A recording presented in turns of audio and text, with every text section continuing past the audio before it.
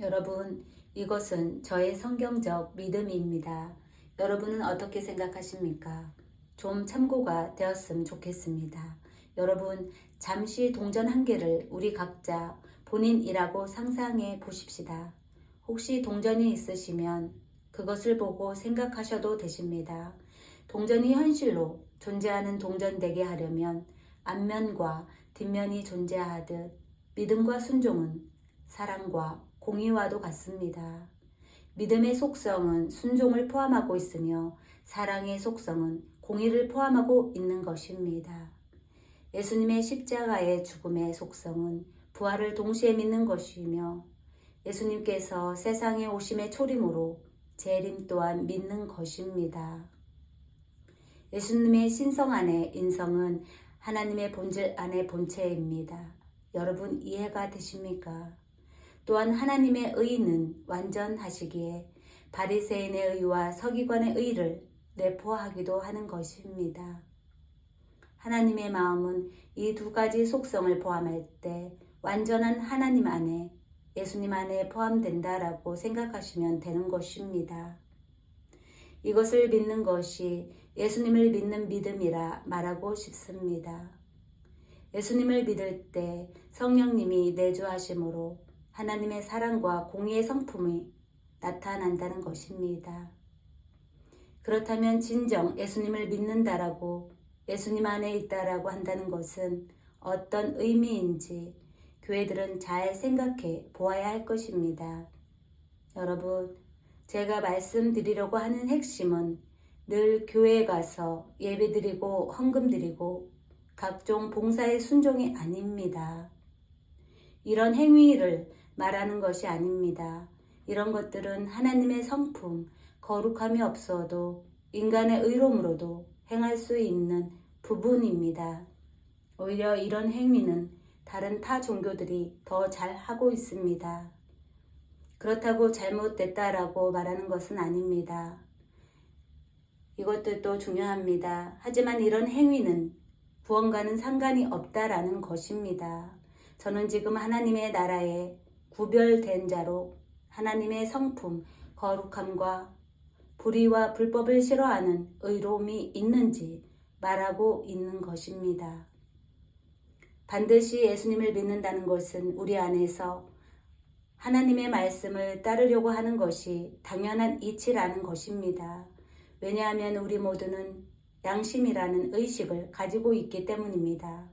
여러분, 당연히 악의 신앙은 분별이 되지 않습니다. 똥인지 된장인지 분별할 수 없습니다. 악인지 선인지 모르는 것을 말합니다. 똥을 손과 얼굴에 묻히고도 마냥 미소를 지어댑니다. 그렇기에 주님은 이런 하나님의 백성에겐 그에 합당한 돌보심으로 끝까지 보호해 주실 것입니다. 저는 이런 신앙인을 말하려는 것이 아닙니다. 이곳에 온 분들은 분명히 말씀에 지각이 있을 거라 여깁니다. 여러분, 10살 넘은 어린아이 정도는 부모의 말씀을 잘 따르게 되어 있습니다. 그렇다는 것은 교회에서 사역자들이 예수님을 믿는다는 것은 그에 합당한 하나님의 고유한 성품, 세상과 구별된 삶, 거룩함과 의로움을 따르려는 것은 동전의 양면이라는 사실입니다. 아이들이 자기 부모님을 아는 것이 사랑이라면 부모님의 말씀을 순종하는 것이 공이라는 것입니다. 여러분, 우리는 예수님의 십자가 사랑의 믿음으로 단 한 번의 구원을 받았습니다. 동의합니다. 그런데 이것을 오용해서 아무 순종이 없어도 구원받을 수 있다는 것은 악의 신앙이라고 할 수 있습니다. 똥을 얼굴에 붙이고도 그저 하나님 앞에서 미소를 짓고 있는 악의 모습에 불과합니다. 하지만 사역자들이 악의 신앙으로 하나님을 믿고 있다면 정말 악의가 하나님의 칼인 말씀을 쥐고 있는 것이다 다름없습니다. 잘못된 복음을 전할 수 있게 삼가해야 할 것입니다. 당연히 악의 신앙이니 하나님의 돌보심은 있을 것이지만 늘 위험한 삶이 주변에 도사리고 있을 것입니다. 마귀가 우는 사자와 같이 삼킬 자를 찾고 있을 것이기 때문입니다. 아니면 우리가 하나님의 사역자들인지 마귀의 사역자들인지 잘 살펴보아야 할 것입니다. 요한계시록의 7 교회들에게 말씀하시는 성령의 음성을 잘 새겨 들어야 할 것입니다. 이것은 유대인들에게 주는 것이 아니라 현재 주 예수님을 믿는 모든 교회들에게 주신 하나님의 분명한 음성이기 때문입니다. 모든 책망받는 교회들에게까지도 끝까지 붙잡아 주시기 위한 주님의 한량없는 사랑을 발견하실 수 있습니다. 계속해서 회개하라는 주님의 간절한 음성이 들려옵니다. 그러므로 내가 어디에서 왔는지 기억하고 회개하며 처음 행위를 하라. 만일 그리하지 아니하고 내가 회개하지 아니하면 내가 속히 내게 가서 내 등잔대를 그것의 자리에서 옮기리라. 이와 같이 내게도 니골라당의 교리를 붙잡는 자들이 있거니와 내가 그것을 미워하노라. 회개하라. 그리하지 아니하면 내가 속히 내게 가서 내 입에 칼로 그들과 싸우리라. 내가 그녀에게 그녀의 회개할 여지를 주었으나 그녀가 회개하지 아니하였도다. 보라, 내가 그녀를 침상에 던져 넣을 것이요 그녀와 함께 간음하는 자들도 만일 자기 행실을 회개하지 아니하면 큰 환난 속에 던져 넣을 것이며 그러므로 내가 어떻게 받았고 들었는지 기억하고 굳게 붙잡아 회개하라. 그런즉 만일 깨어있지 아니하면 내가 도둑같이 내게 이르리니 내가 어느 시각에 내게 이를지 내가 알지 못하리라. 내가 사랑하는 자들을 다 책망하고 징계하노니 그런즉 결심을 내고 회개하라 라며 말씀하십니다. 여러분, 진실로 우리가 예수님을 믿는다라고 하는 것은 무엇일까요? 보십시오. 동전이 앞면만 있다면 무늬만 동전이기에 더 이상 동전의 효능, 가치가 없습니다. 고로 현재 쓰이지 못하는, 움직이지 않는, 일할 수 없는 물건일 뿐입니다. 돈의 가치가 전혀 없는 동전일 뿐입니다. 잘 생각해 보십시오. 움직이지 않는 몸은 죽은 몸이 되는 것입니다. 그렇다면 이런 신앙은 영혼과 몸이 분리된 영지주의 신앙으로 빠지게 되는 것입니다. 구원파적인 신앙인들이 될 수도 있습니다. 그렇게 회개가 없는 믿음은 죽은 믿음이 되는 것입니다. 주님께서 십자가에 죽으시기 전 주의 만찬에서 제자들에게 발을 씻기는 성경 말씀이 있습니다. 이렇게 말씀하십니다.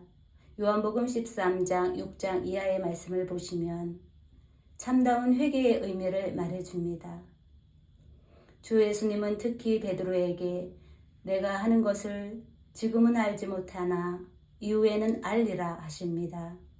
발을 씻기시는 장면이 나오는데 그때 베드로는 주님께서 십자가에서 죽을 것을 알지 못했기에 손과 머리까지 씻어달라고까지 하며 애원합니다. 그때 주님은 말씀합니다. 이미 씻긴 자는 모든 곳이 깨끗하므로 발밖에 씻을 이유가 없다 하십니다. 여러분, 이 부분의 의미를 뭐라 생각하십니까? 또한 주님은 발을 씻기는 의미를 말씀하시며 내가 너를 씻겨주지 않으면 나와 함께할 몫이 내가 없느니라 라고 하십니다. 주님과 함께 일할 수가 없음을 내포합니다. 고로 주님과 상관이 없다라는 것입니다. 그래요, 여러분. 우리는 이미 모든 곳을 씻음같이 예수님의 십자가의 보혈의 피의 능력으로 구원받았습니다. 이 말씀에서의 회개는 매일매일 먼지로 인해 더럽혀진 우리들의 발처럼 우리의 일상 속에서 사단의 본성의 가시로 더러운 생각과 행동으로 우리를 물들이고 있기 때문에 그 의미에서 주 예수님의 거룩한 보혈의 피로 닦아내는 회개를 계속해야 한다는 의미입니다. 또 다시 강조합니다. 이미 씻은 자는 더 이상 씻을 필요가 없다라고 말씀하신 이유는 구원을 향한 메시지입니다. 또한 발을 씻으라고 한 부분은 회개를 날마다 함으로 거룩하라, 성장하라, 성숙하라, 성화의 과정을 이루어라 라고 말씀하시는 부분입니다. 그럴 때 거룩한 열매, 성령의 열매를 맺게 되며 성령의 충만으로 살아가게 될 수 있다는 것입니다. 회개는 믿는 자의 삶에서 가장 중요한 것입니다. 회개는 믿는 자의 특권이며 선물입니다. 회개 없는 신앙생활은 성장할 수 없음을 우리 모두는 알아야 할 것입니다. 그렇기에 회개를 가르치지 않는 구원파의 구원론은 잘못된 것입니다. 혹시 우리가 그런 신앙생활을 하고 있는지 잘 점검해 보아야 할 것입니다. 목회자들 중 어른의 신앙인이 되었는데도 하나님 나라의 백성으로 구별된 삶을 살려는 마음이 없다면 이들은 처음부터 구원받은 신앙인이 아니라 광명한 천사로 가장한 의의 일꾼이 아닌지 우리는 점검을 해야 할 것입니다. 이런 상태는 분명히 각자 본인은 잘 알고 있을 것입니다. 하나님을 두려워해야 할 것입니다. 하지만 지금이라도 회개하고 주님께로 돌이킬 수 있는 시간이 있음에 이 메시지를 듣는 한 영혼이라도 하나님의 말씀을 진심으로 믿는 자가 생기시길 간절히 바랍니다. 주 예수님은 우리의 모든 죄들을 용서해 주십니다. 주 예수님은 우리를 영원히 사랑하신다는 것입니다. 주 예수님은 우리를 아직도 기다리신다는 것입니다.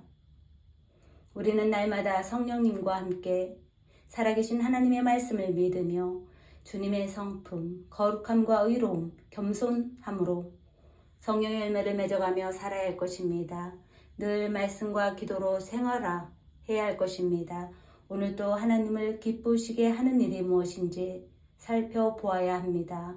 또한 하루하루 각자에게 맡긴 사명을 잘 감당하며 최선을 다해 살아가시길 진심으로 바랍니다.